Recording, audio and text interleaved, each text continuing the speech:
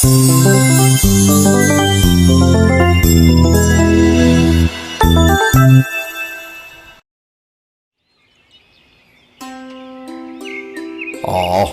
কি সুন্দর সকাল।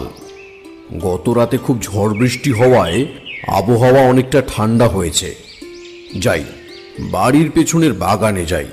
সেখানে ক্ষীরসাপাতি আমের গাছের নিচে নিশ্চয়ই অনেক আম পড়ে আছে। আজ আমার নাতনি বুনবুন আসবে, ওর খুব পছন্দের আম।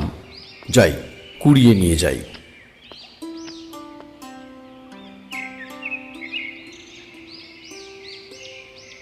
আরে, ওটা রতন না?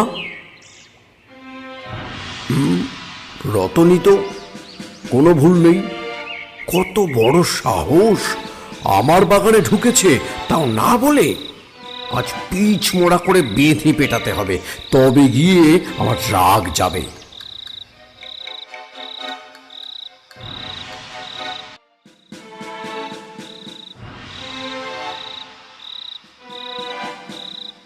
হতভাগা বাঁদর, ছুঁচো, ফের বাগানে দেখলে ঠ্যাং খোড়া করে দেব।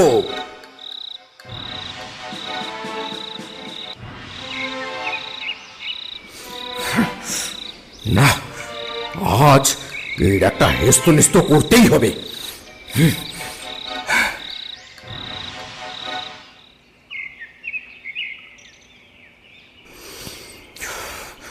দুলাল, দুলাল, তোমার ছেলেকে সামলাও।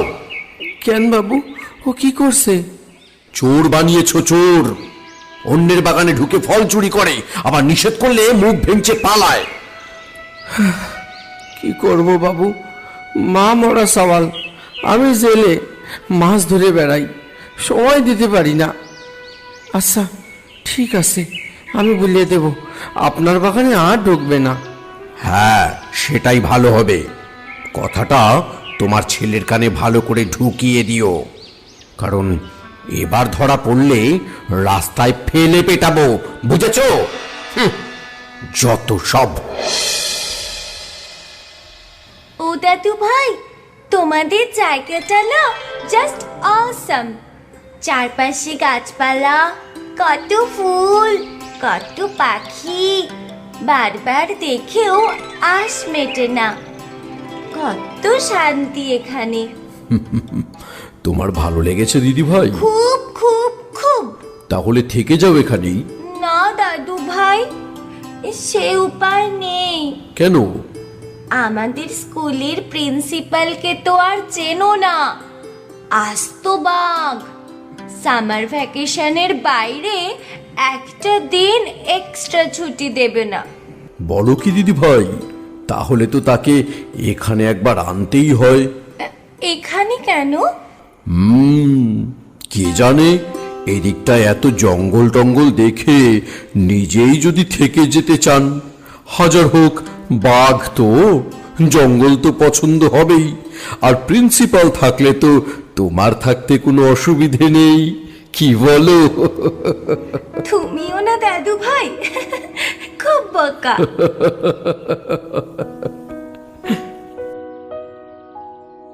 আহ, দিন কয়েক গুমোট গরমের পরে কি সুন্দর বাতাস দিচ্ছে, মন প্রাণ জুড়িয়ে যাচ্ছে। বুনবুনকে ডেকে নিয়ে এলে হতো। এইটুকু তো মেয়ে, অথচ কি সুন্দর সাজানো কথা। হবে নাই বা কেন? কত বড় শহরে থাকে, কত বড় স্কুলে পড়ে। এই কদিনেই কেমন যেন মায়া পড়ে গেল। ওরা চলে গেলে কয়েকটা দিন খুব মন খারাপ লাগবে। কি আর করা যাবে? আরে, বুনবুনের গলার শব্দ না? এত সকালে এখানে একা একা? এত সকালে বুনবুন কার সাথে কথা বলছে দেখি তো।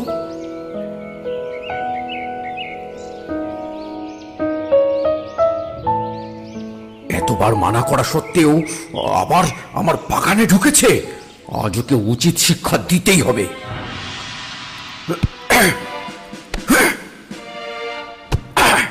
ওকে ওকে মারছো কেন? মারছো কেন দাদু ভাই?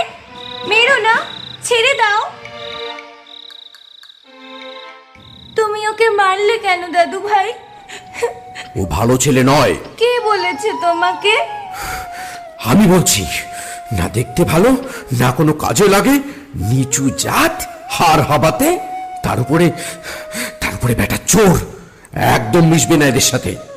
কে কেমন তুমি বুঝি বাইরেটা দেখে সব বিচার করো? কিন্তু বাইরেটা তো সব নয় দাদু ভাই। ওর মনটা যে খুব ভালো, ও জানেও অনেক কিছু, আর পরোপকারীও। দেখো বুনবুন, শাস্তিটা ওর পাওনা ছিল, কারণ আমার বাগানে ঢুকতে ওকে মানা করেছিলাম, আর আমাকে না জানিয়ে তোমার ওর সাথে বন্ধুত্ব করা ঠিক হয়নি। যাও, বাড়ির ভেতরে যাও।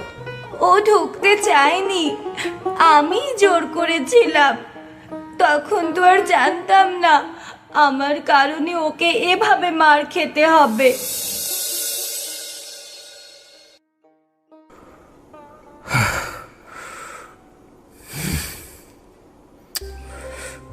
না, কাজটা ঠিক হলো না।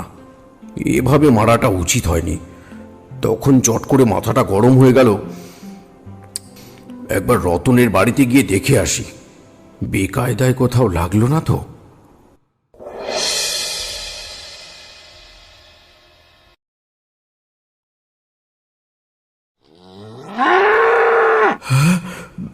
ষাঁড়!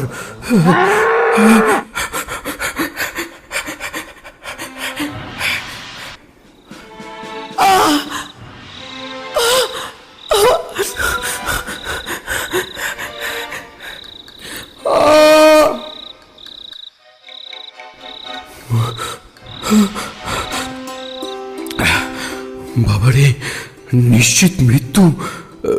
কিন্তু কিন্তু কে বাঁচালো আমাকে?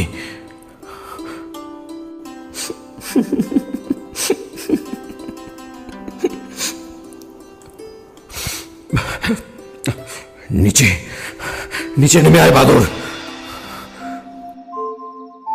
তুই তুই ষাটটাকে থামালি কিভাবে? হ্যাঁ, ষাঁড়ের ভাষায় থামতে বললাম তো, থেমে গেল। তুই তুই ষাঁড়ের ভাষা জানিস? কি জানে, জানি মনে হয়। আমি শীষ দিয়ে ওদের সঙ্গে কথা বলি, ওরা উত্তর দেয়। বুনবুন ঠিক কথাই বলেছিল, বাইরে নয়, ভেতরের সৌন্দর্যটাই আসল। আমি তোকে এতটা কষ্ট দিলাম, আর তুই আমার জীবন বাঁচালি। আজ আজ আরো একটা শিক্ষা পেলাম, জাতপাতের হিসেবে কারো বিচার করা উচিত নয়। সবার ওপরে মানুষ সত্য, তাহার ওপরে নাই।